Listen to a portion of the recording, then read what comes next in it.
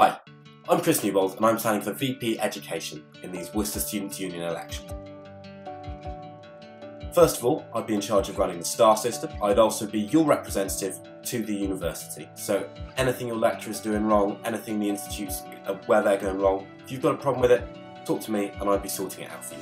I'd also be a governor of the university and stand on a load of their committees. Along with the president, I'd also be a trustee of the Students' Union, as well as all the officers you're electing today. I'd also be on student council, and that's where I'd feed back everything I've been doing. There's also a load of other little jobs, but we won't get into those now. So, that's the job, but why should you vote for me to do it? Well, because I'm a third-year drama and screenwriting student and I've been a STAR for all those 3 years, which means I know its problems and I can try and fix those straight away. As well as being a STAR, last year I was the director of Loco Shoko, putting on 2 shows. This year I'm the chair, so I'm in charge of the finances and making sure this whole society runs smoothly. I've also been a contributor of The Voice, writing numerous articles, many being critical of the Hive and its support of students. I've also been critical of the SU, and I believe it's been doing things incorrectly. That will continue to be the fact if I'm elected.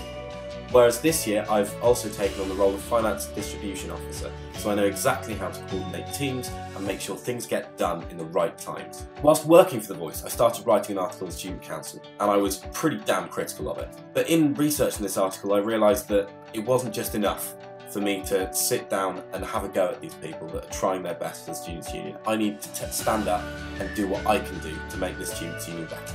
So, as soon as I'd finished that article, I joined the Student Council, and that's where I've been sitting as a co-opted member, giving my opinions, trying to help make the Student Union better and the university better for you. And that's one of the main reasons why I'm standing for VP Education, because I want a job I can get my teeth into. I want something where I can be fighting hard for the people that elected me.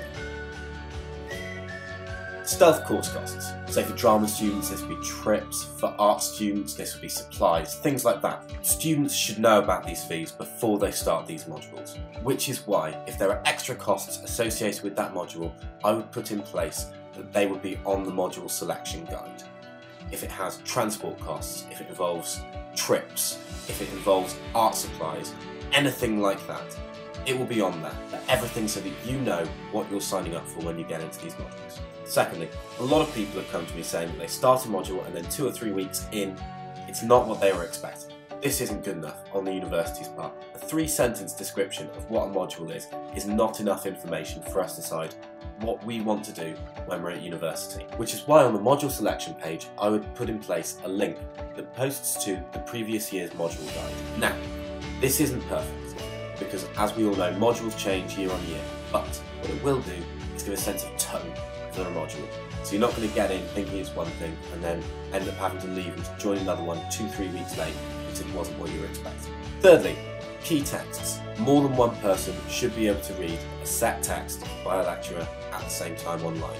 And that can be very easily done by a bit of elbow grease and a bit of thought into where our money is going. Now, the Student Feedback Charter. What it states is, lecturers should be giving feedback within 20 working days of the assessment. I've had people come to me and say they've had to wait 3 months for feedback.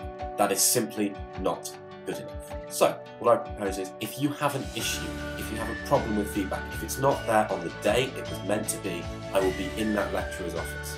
I will be telling them, where is this feedback, and making them hand it in, and making them apologise to students. Because that's what the VP of Education should be doing. They should be fighting for every single student in the best way they can. Now, the STAR system, it can do brilliant things, but something is holding it back. What we need to be doing is telling the students what is being done on their feedback. That's where we're falling down, I believe. The SU does great work helping out mature students, LGBTQ+, ethnic minorities, disabilities, and a myriad of other groups that would otherwise not be properly represented. If elected, I'd be setting up working groups with these students as soon as I came into office. This would allow me to ask them face to face, what are the problems you face within education? Is there something we can do? Is there something we are not doing best for you? And that's what it comes down to for me, for everything. These are all my ideas, and I think they're good. But you might not, and that's fine. I still want to be your SU Vice President for Education. But what I mainly want to do is listen and do what you guys want me to do.